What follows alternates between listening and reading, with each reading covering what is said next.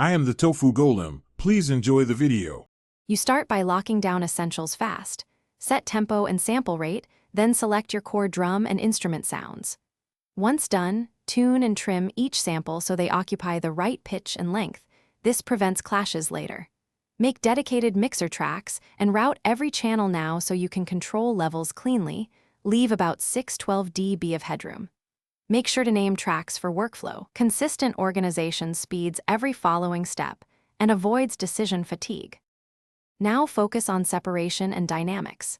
Use subtractive EQ to cut mud around 200-500 Hz and gently boost character where needed.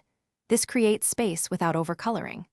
Once you have balance, apply sidechain compression or transient shaping so the kick and bass do not fight. This creates rhythmic clarity.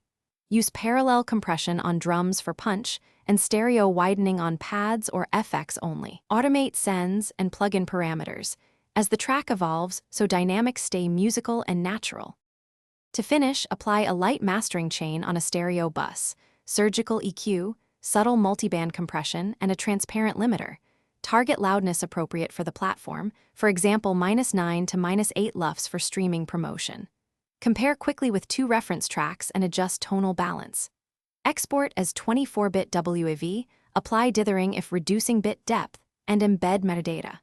If the final render sounds thin or blurry, check phase inversion, mono compatibility, and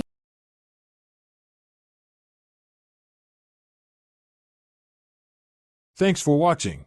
Consider subscribing if we helped you today.